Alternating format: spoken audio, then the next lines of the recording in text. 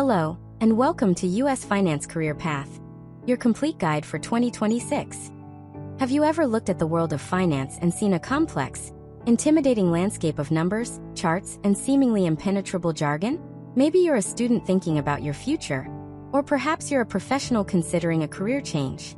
You sense the opportunity, the potential for a challenging, rewarding, and impactful career, but you're not sure where to begin. If that sounds like you, then you are in the right place. Over the next 180 minutes, we will demystify the U.S. finance industry. This series is designed to be your comprehensive roadmap, a guide to help you understand the various paths you can take, the skills you'll need to develop, and the mindset required to build a successful and fulfilling career in this dynamic field. Before we dive in, it is essential to establish a clear foundation for this series. The information provided here is for educational and informational purposes only. It is not intended to be, and should not be taken as financial, investment, tax, or legal advice. The world of finance is governed by strict regulations, and personal financial decisions should always be made in consultation with qualified, licensed professionals who can assess your individual situation. Our goal is to provide a broad overview of career paths, not to give specific advice on managing money or investments. We are here to explore professional opportunities, not to provide financial guidance. So, what exactly is finance? At its core, finance is the art and science of managing money. But it's so much more than that. It's the engine that powers our economy. It's the system that allows a new startup to get the funding it needs to launch a groundbreaking product. It's how major corporations build factories and create jobs. And it's the framework that helps families save for a home, plan for retirement, or fund a child's education. The finance industry can broadly be broken down into a few key areas. First, there's corporate finance, which deals with the financial decisions within a company. People in these roles manage a company's cash flow, make decisions about which projects to invest in, and figure out the best way to raise capital, whether through issuing stock, taking out loans, or reinvesting profits. Then you have the world of investments. This is the area most people think of when they hear the word finance. It includes roles like portfolio managers who manage investment funds for individuals or institutions, research analysts who study stocks and bonds to determine their value, and investment bankers who help companies raise money and advise on mergers and acquisitions. Finally, there's personal financial planning, which focuses on helping individuals and families manage their financial lives. This involves creating budgets, planning for retirement, managing insurance needs, and developing strategies to meet long-term financial goals. As we stand on the cusp of 2026, you might be asking, why choose a career in finance now? The industry is in the middle of a massive transformation. The rise of FinTech, or financial technology, is changing everything. Artificial intelligence and machine learning are revolutionizing investment analysis, blockchain technology is creating new financial assets, and digital platforms are making financial services more accessible than ever before. This means a career in finance is no longer just about spreadsheets and calculators. It's about technology, data science, and innovation. A career in finance also offers the chance to develop a powerful and highly transferable skill set. You'll learn analytical reasoning, quantitative analysis, strategic thinking, and effective communication. These are skills that are in high demand across every single industry, giving you incredible career flexibility down the road. Now let's address a few common myths. One of the biggest is that you have to be a math genius to work in finance. While a comfort with numbers is certainly important, it's far from the only requirement. Many roles, especially in financial planning, sales, or relationship management, place a much higher value on communication, empathy, and building trust. Another myth is that the industry is solely driven by profit. While finance is a commercial field, it also plays a vital social role. Ethical financial professionals help allocate capital efficiently, enabling innovation, funding critical infrastructure, and helping people achieve their life goals.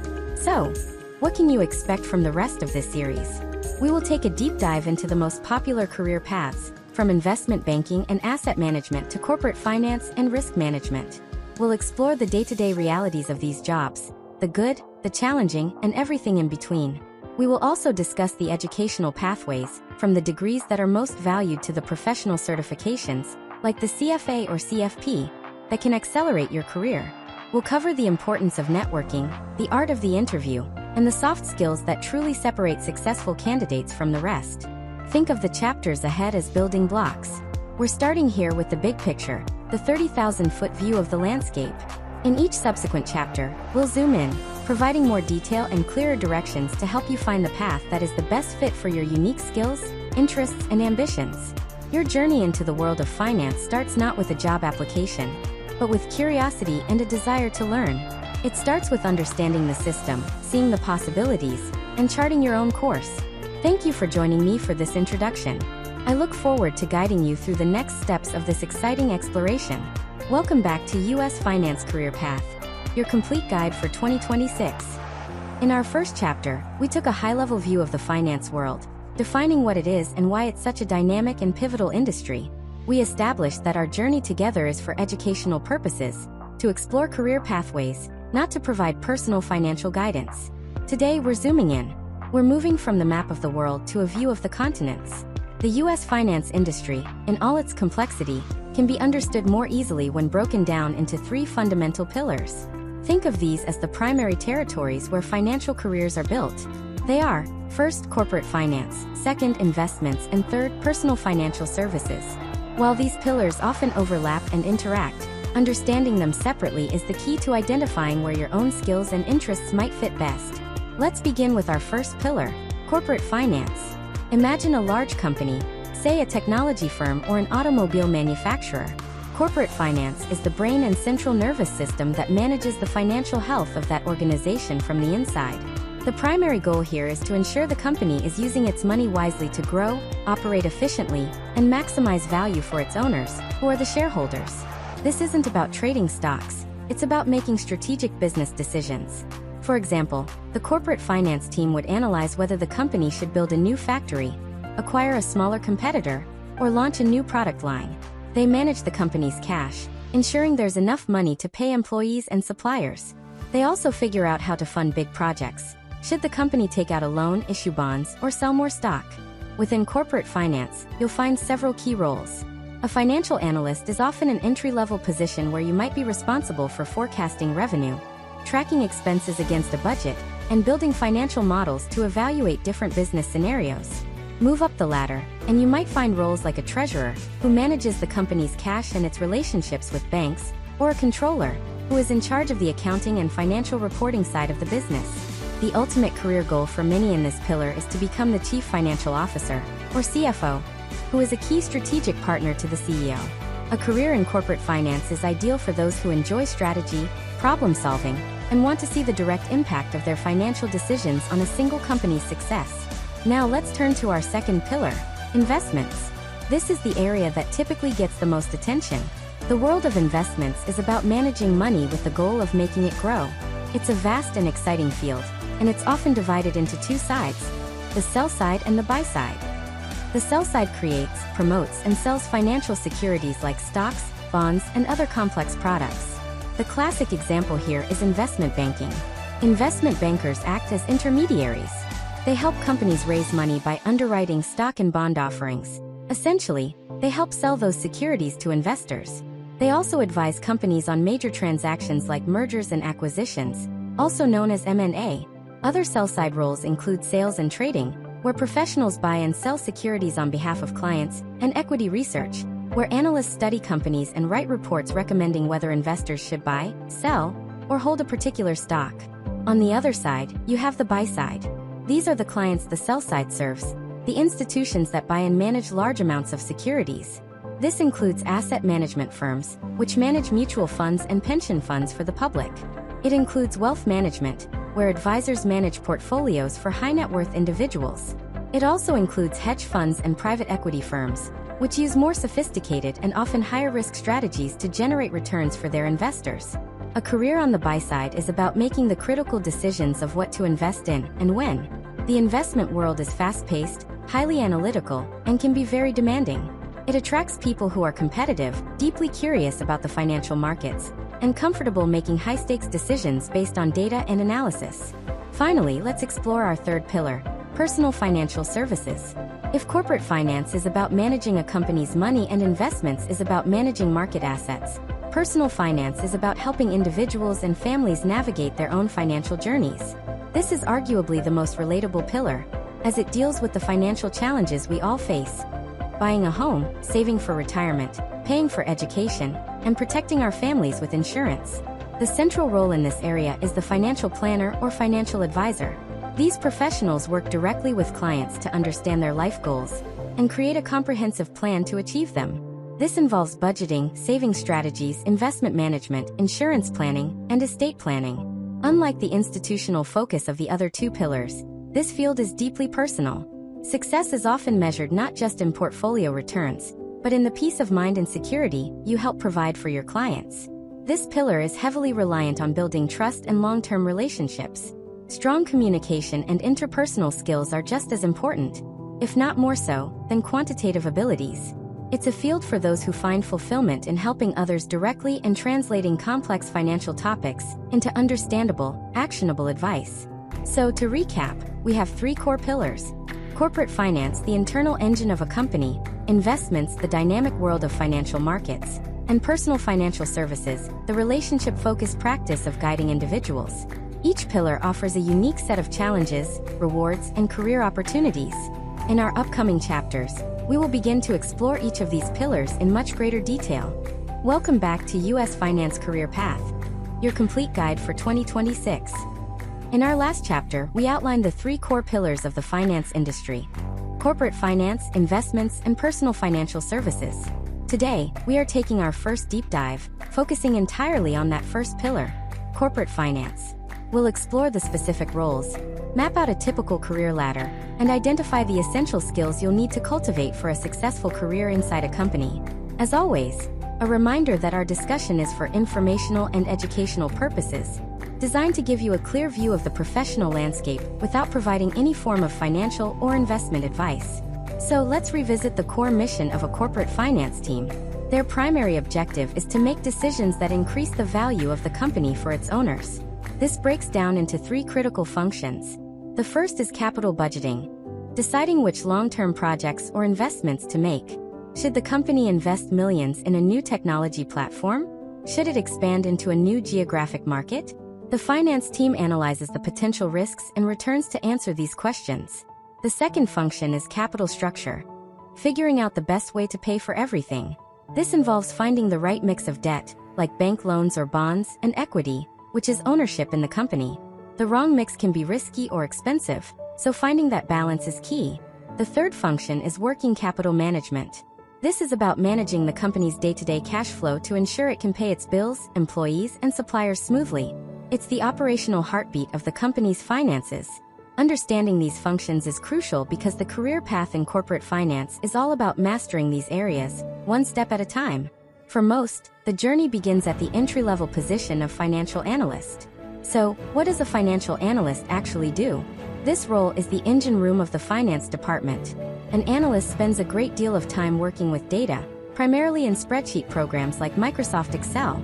They build financial models to forecast future revenues and expenses, a process often called FP&A, which stands for financial planning and analysis. They might track a department's budget versus its actual spending, analyze the profitability of a specific product, or help prepare the quarterly financial reports that are presented to senior leadership and investors. The role is highly analytical and detail-oriented.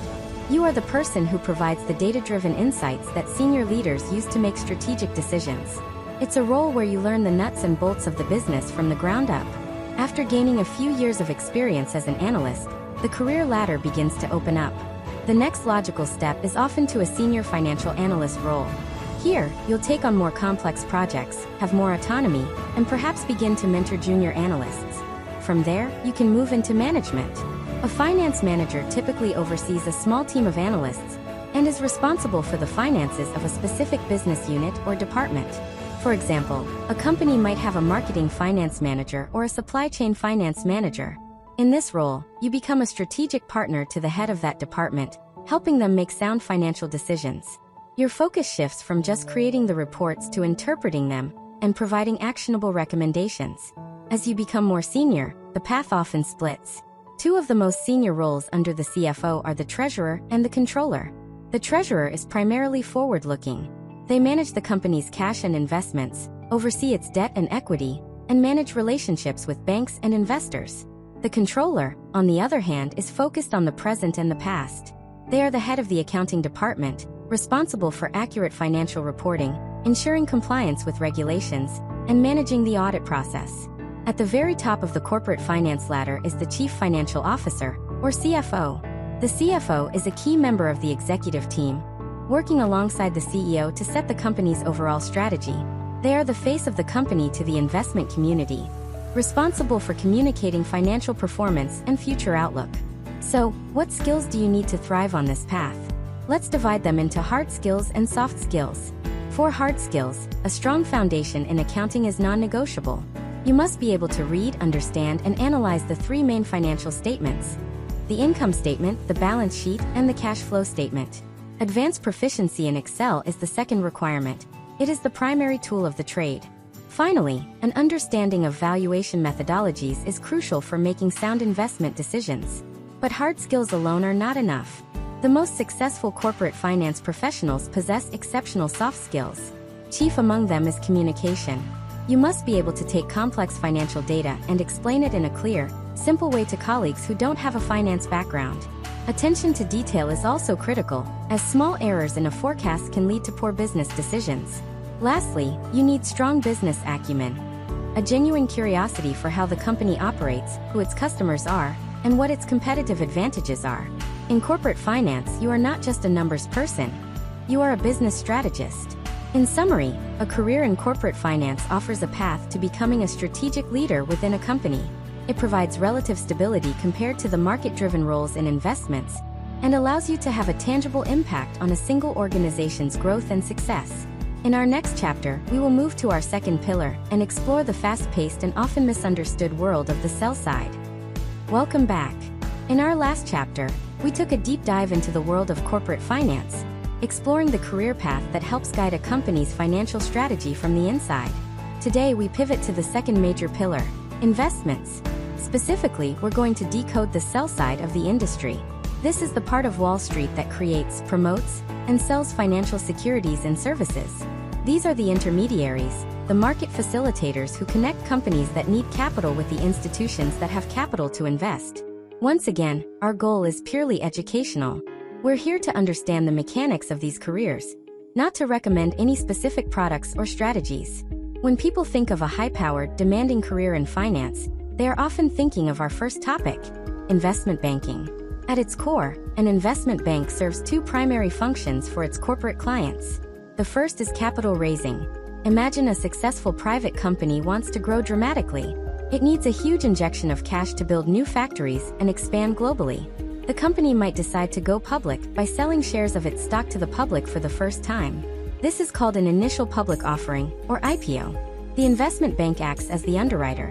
They help the company determine the right price for its shares, market those shares to large institutional investors, and manage the complex regulatory process. They do the same for companies that want to raise money by issuing bonds. The second major function is providing mergers and acquisitions, or M&A advisory. If one company wants to buy another, it's an incredibly complex transaction. Investment bankers act as strategic advisors. They help the acquiring company identify potential targets, figure out how much to pay, and negotiate the terms of the deal. If a company wants to sell itself, investment bankers help them find the right buyers and get the best possible price. The entry point into this world is the investment banking analyst. This is famously one of the most demanding jobs for a recent graduate in any industry. Analysts are the foundation of the deal teams, and they are responsible for the intense analytical work that goes into every transaction. A large portion of their time is spent on two things: financial modeling in Excel and creating presentations, often called pitch books. They build detailed valuation models to determine what a company is worth and analyze the financial impact of a potential merger. They then distill all that complex information into compelling presentations for clients. The hours are notoriously long, but the learning curve is incredibly steep. You are exposed to high-stakes deals and senior executives very early in your career. The career path is very structured. After 2 or 3 years, an analyst may be promoted to an associate, who takes on more project management responsibilities.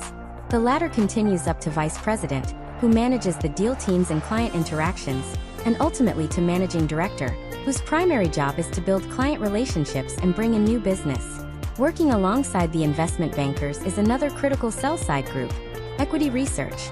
If investment bankers are the deal makers, equity research analysts are the storytellers and subject matter experts. An equity research department is broken down by industry, so you might have an analyst who covers software companies, another who covers airlines, and so on. Their job is to become a deep expert in that sector. They speak with company executives, attend industry conferences, and build their own financial models to forecast a company's future performance. The end product of all this work is a detailed research report. These reports provide an in-depth view of the company and often conclude with the analyst's opinion, typically in the form of a buy, sell, or hold rating on the company's stock, along with a price target. It is critical to understand that these reports and ratings are created for large, institutional clients, like mutual funds and pension funds, to help them make informed investment decisions. They are not intended as general advice for the public. A career in equity research is a great fit for someone who is deeply curious, loves to write, and enjoys the intellectual challenge of becoming a true expert in a specific field. Finally, let's talk about the engine room of the sell side, sales and trading, or S&T. While investment bankers are working on long-term deals, the S&T floor is where the action happens every second of the day. This is where financial securities are actually bought and sold. The sales team is responsible for managing the relationship with institutional clients. They are the conduits of information, sharing the firm's equity research, market insights, and trade ideas with clients to help them achieve their investment objectives. The traders are the ones who execute the orders. When a large client wants to buy or sell a massive block of stock, the trader's job is to execute that trade in the market as efficiently as possible. Traders also act as market makers, meaning they are willing to both buy and sell a particular security to provide liquidity to the market, earning a small profit on the difference between the buy and sell price, known as the bid-ask spread. It is an incredibly fast-paced, high-pressure environment where you need to make quick decisions with large amounts of money on the line. In summary, the sell side is the part of the finance industry that facilitates market activity. Investment bankers advise on major strategic deals, equity research analysts provide deep industry expertise, and the sales and trading teams bring it all together in the live market. Now that we understand the sell side, our next step is to cross the street and explore the other side of the equation. Welcome back to US Finance Career Path, your complete guide for 2026. In our last chapter, we decoded the sell side, the world of investment banking and research that creates and sells financial products. Today, we cross the proverbial street to explore its counterpart, the buy side. If the sell side is about creating and selling, the buy side is all about buying and managing. These are the firms and individuals who take capital from investors and put it to work in the financial markets with the goal of growing that capital over time. As always, please remember that this discussion is for educational purposes only. We are exploring career paths, not recommending any investment strategies or products. The buy side is incredibly diverse, but we can understand it best by looking at two of its largest and most important segments: asset management and wealth management. Let's start with asset management. Asset management firms are the giants of the investment world. They gather money from a vast number of investors, both individuals and large institutions like pension funds or university endowments, and pool it together to invest on their behalf. The most common way they do this is through vehicles like mutual funds or exchange-traded funds, also known as ETFs. The core mission of an asset manager is to manage these large pools of capital according to a specific strategy. One fund might focus on investing in large, stable U.S. companies, while another might invest in emerging market technology stocks. The key analytical role within an asset management firm is the buy-side research analyst. This role is similar in skill set to the sell-side equity research analyst we discussed previously, but with one fundamental difference in objective. A sell-side analyst's research is used to generate trade ideas for clients and facilitate trading commissions for their firm. A buy-side analyst's research, on the other hand, is used for one purpose only: to make a direct investment decision for their firm's own fund. Their recommendations have a direct impact on the fund's performance. They dive incredibly deep into a handful of companies, building proprietary financial models, and developing a long-term investment thesis. The ultimate goal for many buy-side analysts is to become a portfolio manager. A portfolio manager is the key decision maker. They are responsible for the overall strategy and performance of a specific fund. They take the research and analysis from their team and decide exactly which stocks, bonds, or other assets to buy or sell, and in what quantities. It is a role that carries immense responsibility, as the financial outcomes for thousands, if not millions, of investors rest on their judgment.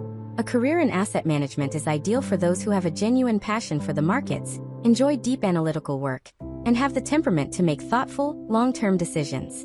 Now let's shift our focus to our second area, wealth management. While asset management typically deals with large, institutional pools of capital, wealth management is focused on serving individuals and families, particularly those with a significant amount of assets. This field combines the investment management aspect of the buy side with the client-facing nature of personal financial planning. The central professional in this space is the wealth manager or private wealth advisor.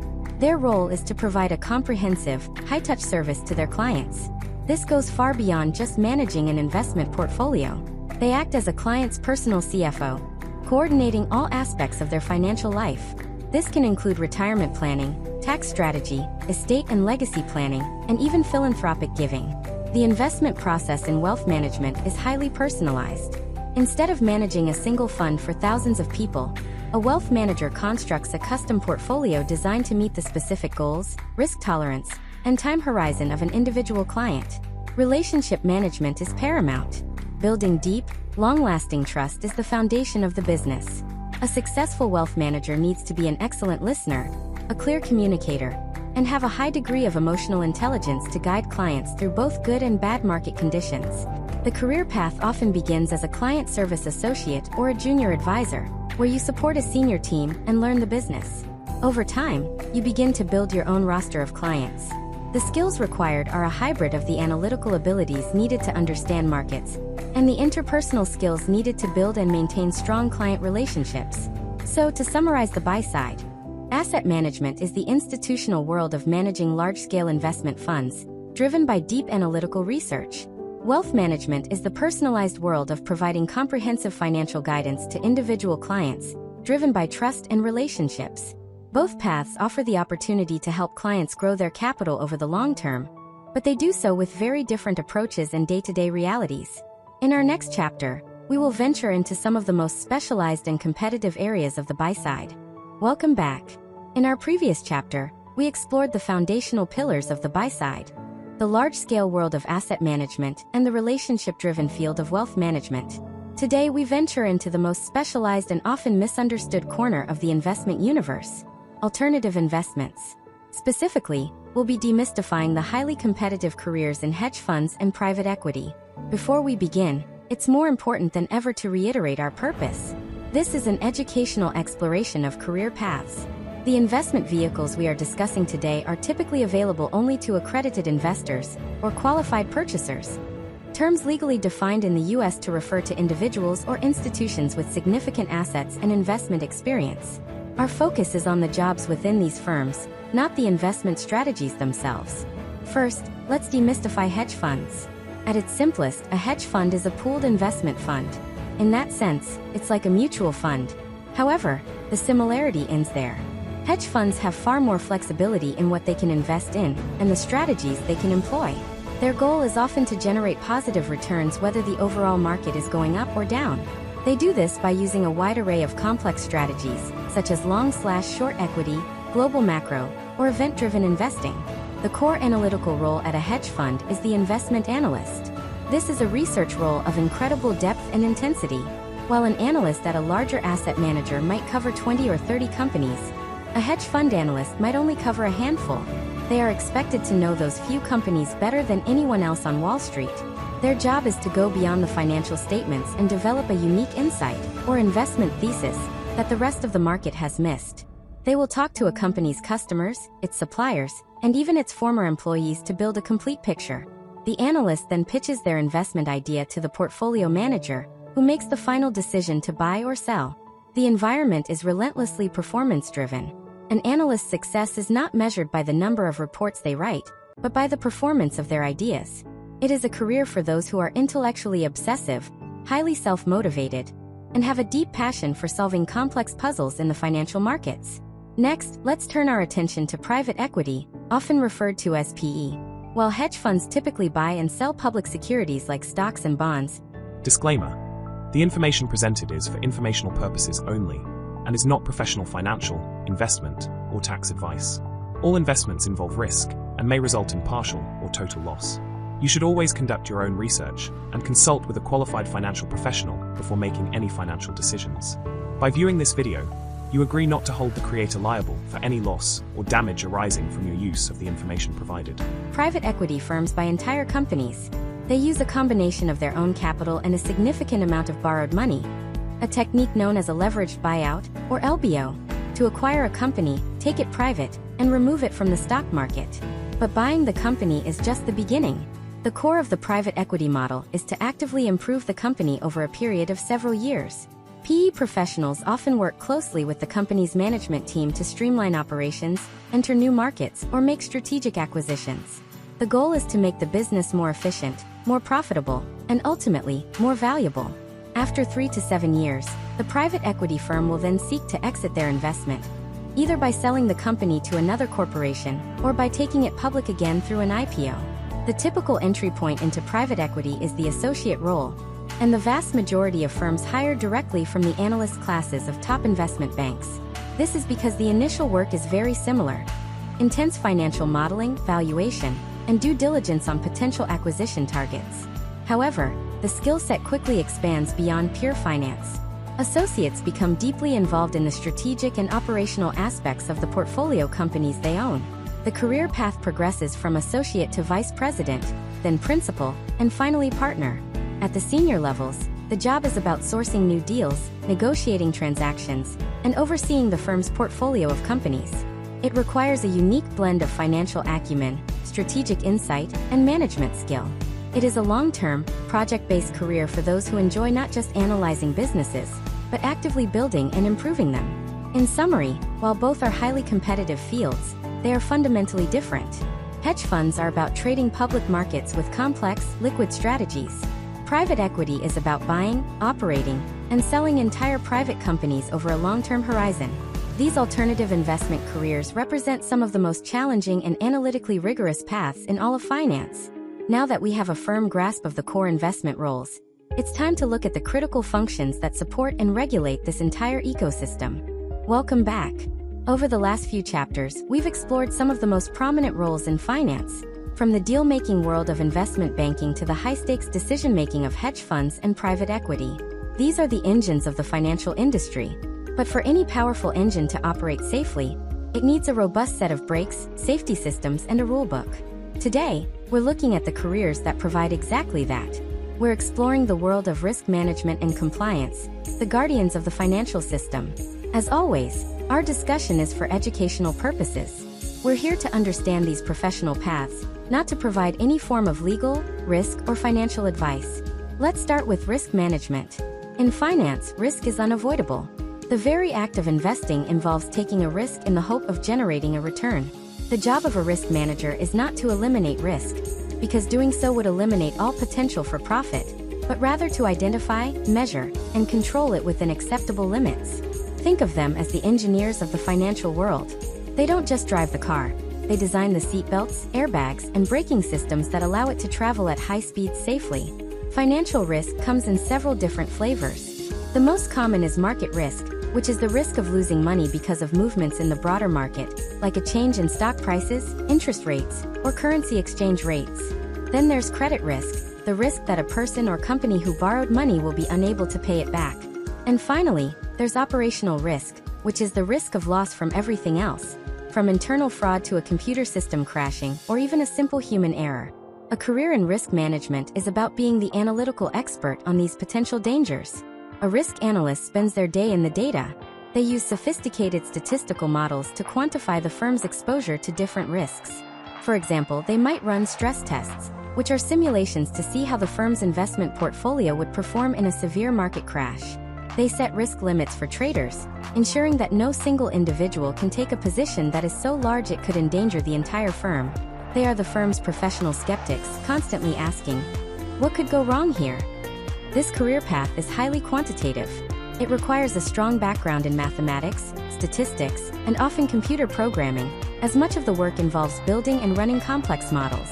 It's an ideal field for those who are naturally inquisitive, detail-oriented, and have the intellectual rigor to challenge assumptions and plan for the worst-case scenario.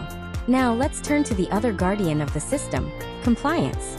If risk management is about managing what could happen, compliance is about ensuring the firm and its employees follow the rules of what must happen. The financial industry is one of the most heavily regulated sectors of the economy for a reason. There are countless laws and regulations, from bodies like the Securities and Exchange Commission, or SEC, that govern how firms must operate. The job of a compliance officer is to ensure the firm stays on the right side of every single one of those rules. Compliance professionals act as the firm's internal legal and ethical compass. Their responsibilities are incredibly broad. They advise the business on how new regulations will impact their operations. They develop and conduct training programs to make sure all employees understand their responsibilities. They also perform a surveillance function, which might include monitoring employee communications or trading activity to prevent issues like the sharing of confidential information. They are the primary point of contact when government regulators come to inspect the firm.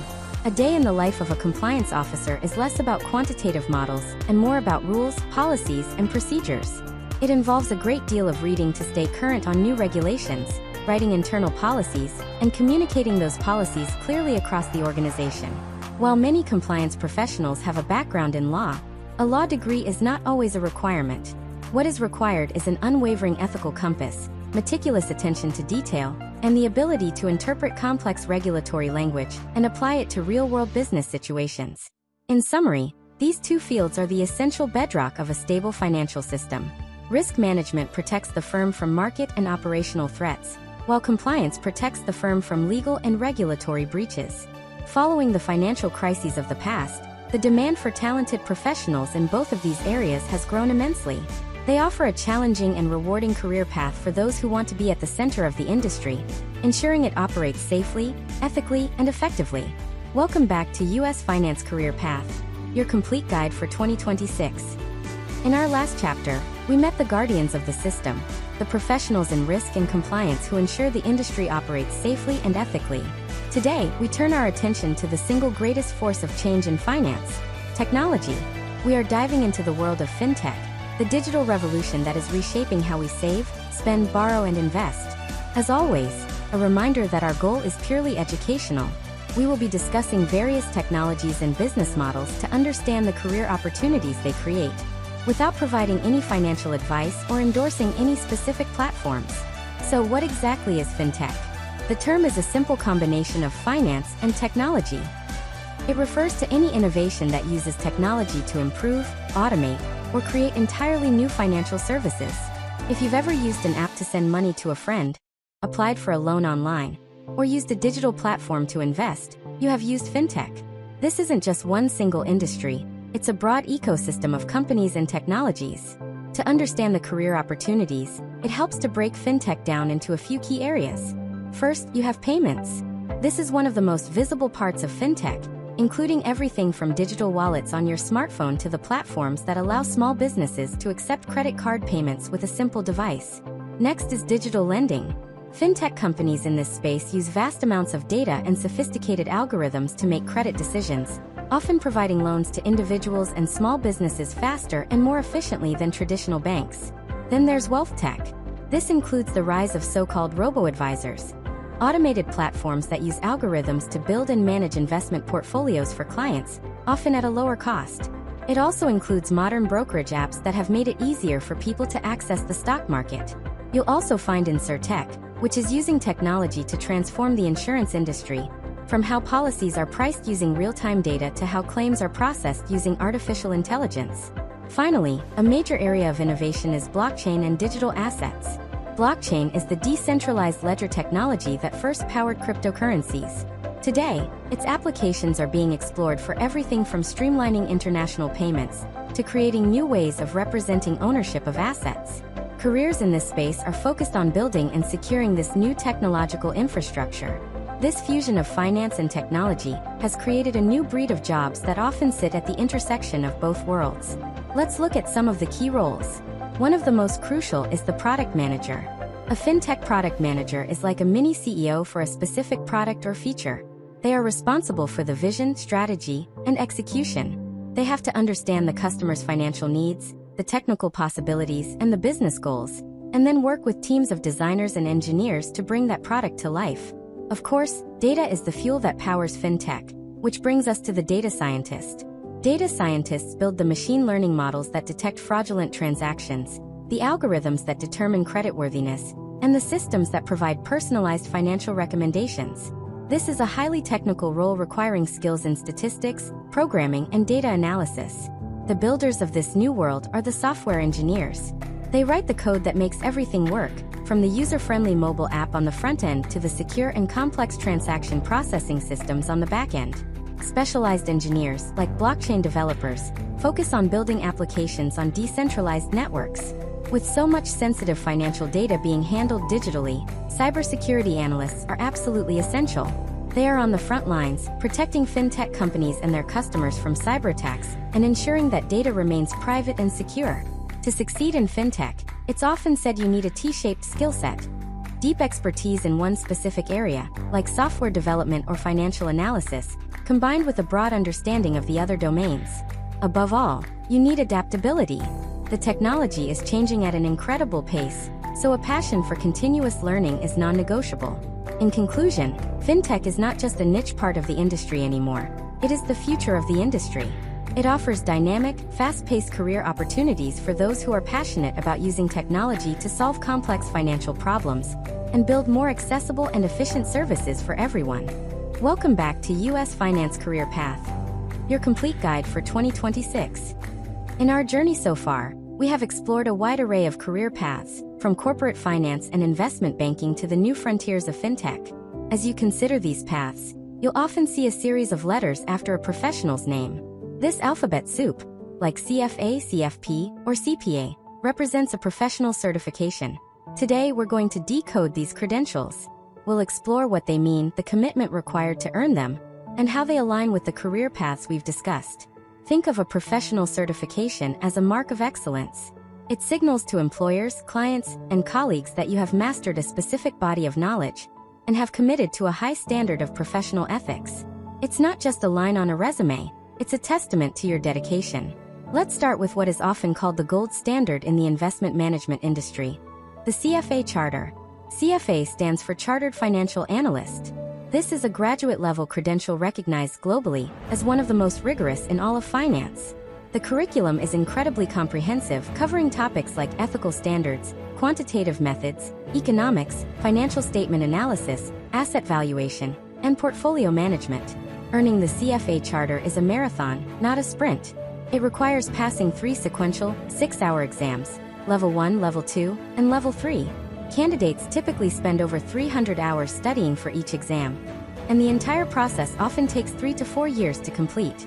In addition to passing the exams, you must also accumulate 4,000 hours of relevant professional work experience. The CFA charter is the premier designation for those pursuing careers on the buy side or sell side. Think research analysts, portfolio managers, and investment strategists. Next, let's look at the hallmark of the personal finance world, the CFP mark. CFP stands for Certified Financial Planner. While the CFA is focused on deep investment analysis, the CFP designation takes a much broader, more holistic view of an individual's financial life. It is the top credential for professionals dedicated to helping individuals and families achieve their financial goals. The CFP curriculum covers a wide range of topics, including insurance, retirement planning, income tax planning, and estate planning, in addition to investments. The process to become a CFP professional is often summarized by the 4 E's: education, examination, experience, and ethics. You must complete a comprehensive course of study, pass a single 6-hour board exam, gain several thousand hours of relevant experience, and adhere to a strict code of ethics, which includes a fiduciary duty to always act in your client's best interests. This is the go-to credential for financial advisors and wealth managers. Now, let's discuss a powerhouse credential that comes from the world of accounting, but is highly respected across all of finance: the CPA license. CPA stands for Certified Public Accountant. The CPA is the highest standard of competence in the field of accountancy. The licensing process, which is administered at the state level, involves passing a rigorous 4-part exam covering auditing, financial reporting, taxation, and regulation. While essential for a career in public accounting, the CPA license is also incredibly valuable in corporate finance. Many controllers and chief financial officers, or CFOs, hold a CPA license because of its deep focus on financial reporting and regulation. It's also highly regarded in investment roles, especially in equity research or private equity, where the ability to dissect a company's financial statements with surgical precision is paramount. Beyond these 3, There are other specialized certifications for niche areas of finance. For professionals in risk management, there is the FRM, or Financial Risk Manager designation, which focuses on the tools and techniques used to manage market, credit, and operational risk. For those specializing in alternative investments like hedge funds or private equity, there is the CIA Charter, which stands for Chartered Alternative Investment Analyst. In conclusion, pursuing a professional certification is a significant investment of time, effort, and money. It is not a requirement for every job in finance, but for many career paths, it is a powerful way to deepen your expertise, enhance your credibility, and demonstrate a serious commitment to your profession. Welcome back to U.S. Finance Career Path, your complete guide for 2026. In our last chapter, we decoded the alphabet soup of professional certifications that signify deep expertise in the financial world. But before you can pursue a CFA or a CFP, you need a strong educational foundation. Today, we're talking about that foundation, the degrees, majors, and academic choices that can best prepare you for a successful launch into the finance industry. As we begin, it's important to state that there is no single correct degree for a career in finance. Success comes from a combination of knowledge, skills, and practical experience. Our goal is to explore the most common and effective educational paths, not to suggest that any one path is a guarantee of success. Let's start with undergraduate studies, the launching pad for most careers. The most direct routes into finance are, unsurprisingly, majors in finance, economics, or accounting. A finance major will give you a broad overview of financial markets, corporate finance, and investment principles. An economics major provides a strong theoretical framework for understanding the large-scale market forces and policies that shape the financial world. An accounting major is also a powerful choice, as it teaches you the fundamental language of business. Every financial decision, every valuation, and every investment thesis is built on the back of financial statements, and an accounting background gives you the ability to understand them at an expert level. However, you don't have to major in one of those three fields. In fact, many firms, especially in the more quantitative areas of finance, actively recruit students from STEM backgrounds. Majors like mathematics, statistics, computer science, and engineering are highly valued. Why? Because they prove you have rigorous quantitative and problem-solving skills. These majors train you to think logically, work with complex data, and build models, all of which are at the heart of modern finance, especially in fields like algorithmic trading, risk management, and FinTech. But what if your passion lies in the liberal arts? A degree in history or philosophy might not seem like a direct path to Wall Street, but it's not an impossible one. These majors develop excellent critical thinking, writing, and communication skills, which are incredibly valuable. However, if you're on this path, it is crucial to supplement your degree with quantitative coursework. Taking classes in calculus, statistics, and accounting, and learning to build financial models on your own time, will be essential to show employers you have the necessary hard skills. Regardless of your major, perhaps the single most important part of your undergraduate education is securing an internship. An internship is where theory meets practice. It is your opportunity to apply what you've learned in the classroom to real-world business problems. It allows you to test drive a specific career path to see if you actually enjoy the day-to-day work. More importantly, in competitive fields like investment banking, a junior year summer internship is often the primary pipeline for full-time job offers. Your degree gets you the interview. Your internship experience often gets you the job. After your undergraduate degree, the next question many people face is whether to pursue graduate school. The most well-known graduate business degree is the MBA, or Master of Business Administration. In finance, an MBA is typically used for one of two purposes: as a career accelerator or a career switcher. For someone already in finance, a top MBA program can help them accelerate their move into senior management. For someone looking to change careers, say, an engineer who wants to move into private equity, an MBA provides the business knowledge, the alumni network, and the on-campus recruiting opportunities to make that pivot possible. Beyond the MBA, there are also specialized master's degrees.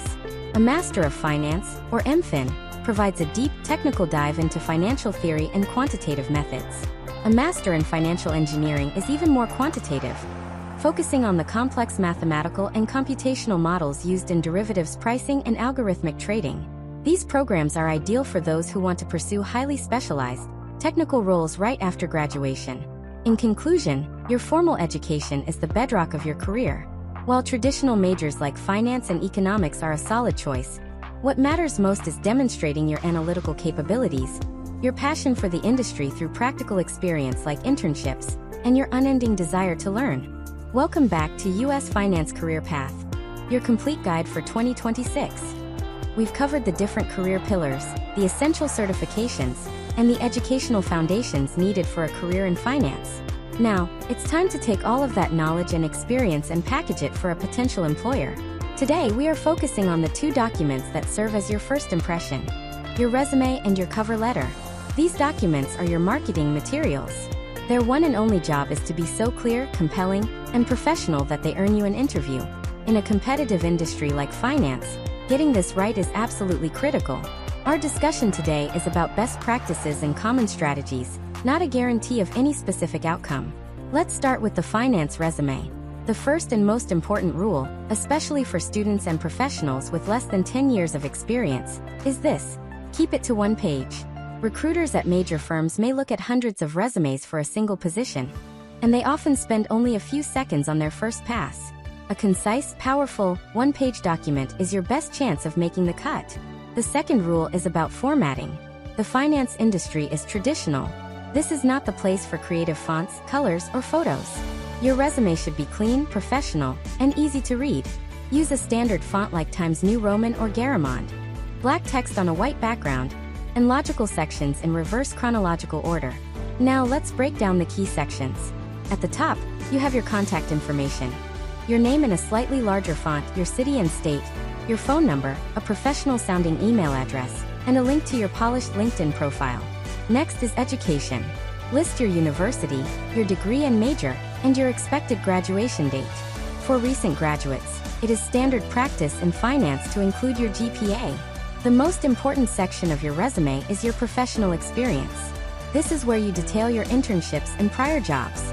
Each experience should be described with a series of bullet points, and these bullet points must be crafted carefully. The golden rule here is to quantify everything. Don't just list your responsibilities, showcase your accomplishments. Instead of saying, responsible for analyzing market data, you should say, analyzed market data for 15 companies in the technology sector to support a senior analyst's investment thesis. Instead of, helped with a project, say, contributed to a team project that streamlined a financial reporting process, reducing the time required by 20%. Use numbers, percentages, and dollar amounts whenever possible. Always start each bullet point with a strong action verb like analyzed, modeled, managed, developed, or presented. After experience, you should have a skills section. This is where you list your technical proficiencies. Be specific. Mention your level of skill in Excel, for example, advanced Excel, pivot tables, VLOOKUP, financial modeling, and list any programming languages like Python or knowledge of platforms like the Bloomberg Terminal. Now let's talk about the cover letter. If the resume is the what, the cover letter is the why. It's your chance to tell a brief story and connect your qualifications directly to the specific company and role. A generic cover letter is worse than no cover letter at all. Your cover letter should be structured into 3 main paragraphs. The first paragraph should state the position you are applying for, and most importantly, why you are interested in that specific firm. Mention a recent deal they worked on, their company culture, or something specific that shows you've done your research. The second paragraph is the body. Here, you should highlight 2 or 3 key experiences from your resume and explicitly connect them to the job description's requirements. Don't just repeat the resume. Elaborate on your accomplishments and explain how those skills will allow you to add value in this new role. The final paragraph should reiterate your strong interest in the firm and the position. Express your enthusiasm and confidence in your ability to contribute, and state your desire for an interview. In summary, your resume is a concise, quantified, one-page summary of your achievements. Your cover letter is a targeted, narrative-driven document that explains why you are the right fit for that specific job. Together, they are your ticket to getting your foot in the door. Welcome back. In our last chapter, we crafted the resume and cover letter designed to get your foot in the door. Now you've gotten the call, and the interview is scheduled. This is the moment to prove that the skills and experience on that piece of paper are real. Today, we're breaking down how to master the finance interview. We'll cover the 2 critical components every interviewer is assessing. First, your technical ability, and second, your behavioral fit. A finance interview is a structured evaluation. The technical questions are designed to answer the question, can you do the job? The behavioral questions are designed to answer, do we want to work with you? You must be prepared for both.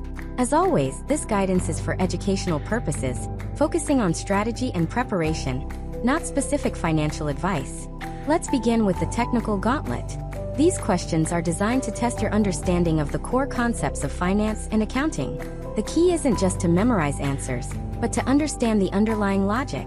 One of the most common starting points is accounting. You can expect questions like, walk me through the 3 financial statements, or how do the income statement, balance sheet, and cash flow statement link together? Interviewers want to see that you understand that accounting is the language of business, and that these statements are interconnected. For example, net income from the income statement flows to the balance sheet and the cash flow statement. Next up is valuation. A near universal question is, what are the primary ways you would value a company? You should be prepared to discuss the 3 main methods we've touched on before: discounted cash flow, or DCF analysis, public company comparables, or comps, and precedent transaction analysis. You don't need to be a world-class expert, but you should be able to briefly explain what each method is and what its pros and cons are. You may also encounter market-based questions. These are designed to test your genuine interest in the markets. An interviewer might ask, tell me about a recent M&A deal you followed, or the classic, pitch me a stock. When you get a question like this, the interviewer isn't looking for a hot stock tip. They want to see your thought process. A good answer will have a clear structure. You should briefly describe what the company does, explain your investment thesis or why you find it interesting, discuss its valuation, and importantly, identify the key risks to your thesis. Finally, don't be surprised if you get a few brain teasers like, how many windows are in New York City? There is no correct answer. The interviewer simply wants to see how you approach an ambiguous problem. Talk through your assumptions and show a logical, structured thought process out loud. Now let's switch gears to the behavioral and fit interview. You can have all the technical knowledge in the world, but if the team doesn't think you'll be a good colleague, you won't get the offer. This is where you show your personality, work ethic, and communication skills. The most common opening question is, walk me through your resume. This is not a request to read your resume out loud. It's an invitation to tell your story, a 90-second elevator pitch that connects your key experiences and explains why you are sitting in that chair today. You will absolutely be asked, why do you want to work at this specific firm? And why are you interested in this particular role? Generic answers will not work. You need to have done your research. Mention the firm's specific values, a recent transaction they advised on, or a particular strength of their platform. When answering behavioral questions like, tell me about a time you worked on a team, or describe a time you failed, the best framework to use is the STAR method. STAR stands for situation, task, action, and result. First, briefly describe the situation you were in, and the task you needed to accomplish. Then, spend the most time detailing the action you took. Finally, conclude with the result of your actions, quantifying it if possible. At the end of the interview, you will always be asked, do you have any questions for me? The worst possible answer is no. This is your chance to show your curiosity and engagement. Ask thoughtful questions about the team's culture, a typical day in the role, or the biggest challenges the team is currently facing. In conclusion, a successful finance interview requires a balanced performance. You must demonstrate your technical competence through rigorous preparation and prove your personal fit through thoughtful, well-structured answers. Welcome back to U.S. Finance Career Path, your complete guide for 2026. Throughout this series, we've navigated the landscape of the finance industry, from understanding the various career pillars to mastering the interview. Now you've made it through the final round, and you have a job offer in hand. This is a huge accomplishment, but it's important to see this moment not as the finish line, but as the official start of your professional journey. Today, we'll discuss how to evaluate an offer and, more importantly, how to navigate your first months and years to build a foundation for long-term success. Our discussion, as always, is for educational purposes, focusing on general career strategies and best practices. First, let's talk about the offer itself. It can be exciting to see a salary number on paper, but it's crucial to look at the entire compensation package. A job offer in finance typically has several components. The most straightforward is your base salary, which is the fixed amount you will earn throughout the year. Then there is often a variable bonus. This is a component of your pay that is not guaranteed, and is typically tied to both your individual performance and the overall performance of your firm. In many areas of finance, the annual bonus can be a significant part of total compensation. Finally, consider the benefits package. This includes things like health insurance, retirement savings plans such as a 401k, and paid time off. These benefits have real financial value and should be factored into your decision. When you are considering an offer, look beyond just one number and try to understand the total value of what is being presented. Disclaimer: the information presented is for informational purposes only and is not professional financial, investment, or tax advice. All investments involve risk and may result in partial or total loss. You should always conduct your own research and consult with a qualified financial professional before making any financial decisions.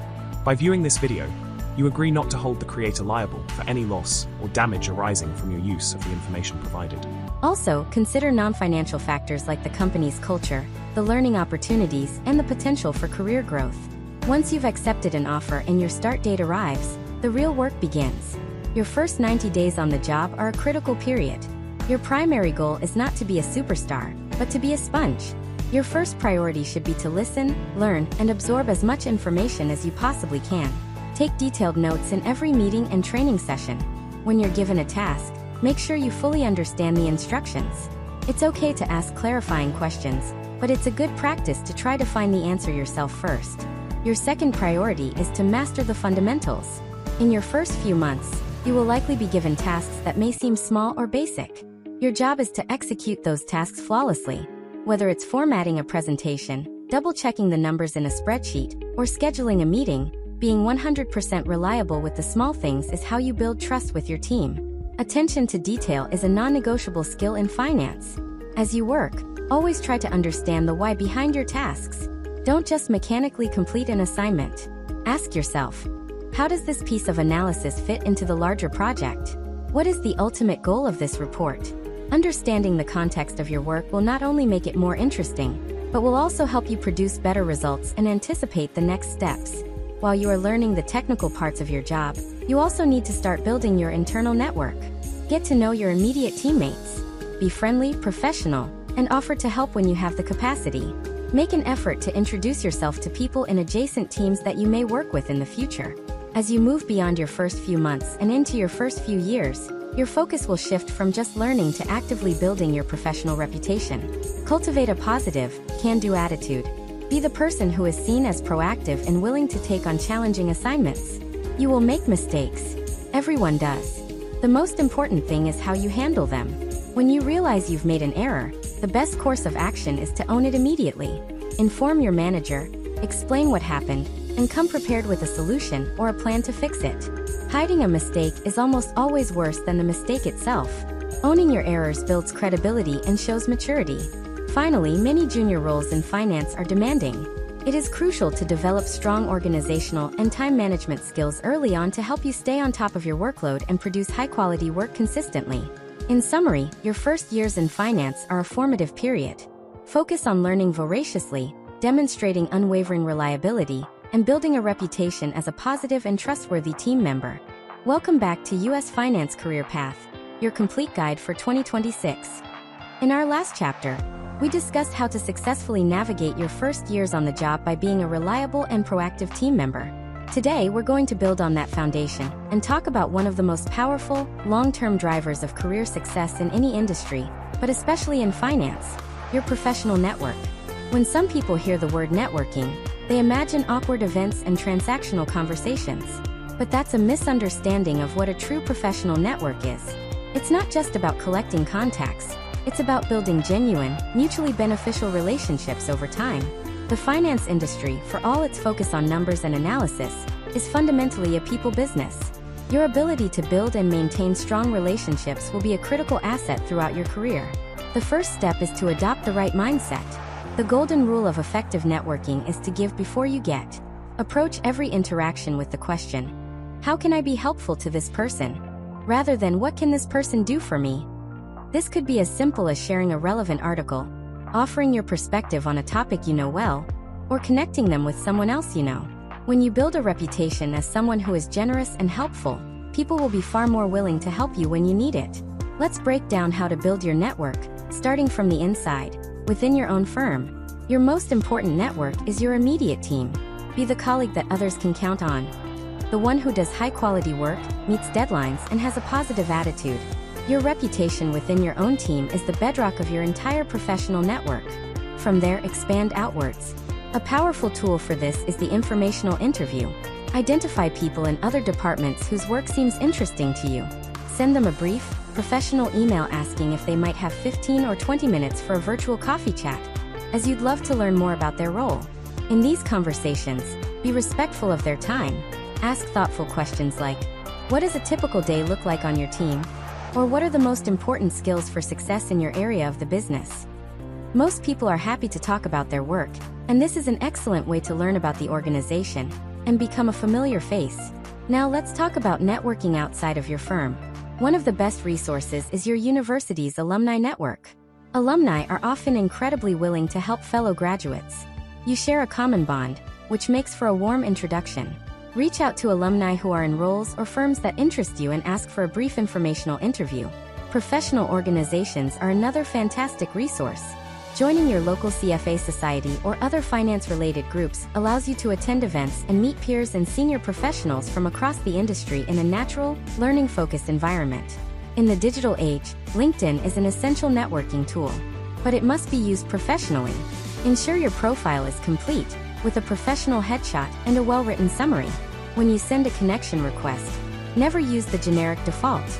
Always include a short, personalized note explaining why you want to connect. For example, I saw that we both work in corporate finance, and I was impressed by your recent post on capital allocation. I'd love to connect and follow your work. Building a network is one thing, maintaining it is another. After any networking conversation, always send a prompt thank you note. It shows professionalism and that you valued the person's time. To maintain relationships over the long term, find simple, low-effort ways to stay in touch.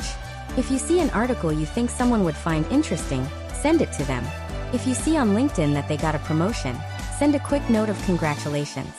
These small touchpoints keep the connection alive without being demanding. In summary, your network is your career support system.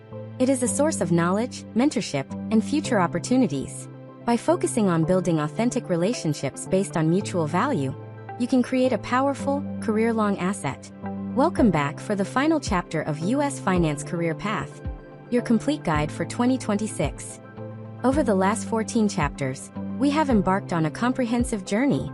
We started by demystifying the industry, explored the core pillars of corporate finance and investments, decoded the worlds of FinTech and risk management, and mapped out the practical steps of building a resume, acing an interview, and navigating your first years on the job.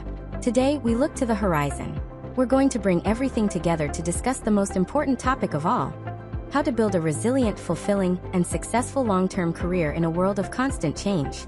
This final chapter is about the mindset and strategies that will allow you to not just survive, but thrive in the decade to come. The first and most important principle for a long-term career is to embrace lifelong learning. Your college degree and your first job are not the end of your education. They are merely the ticket to entry.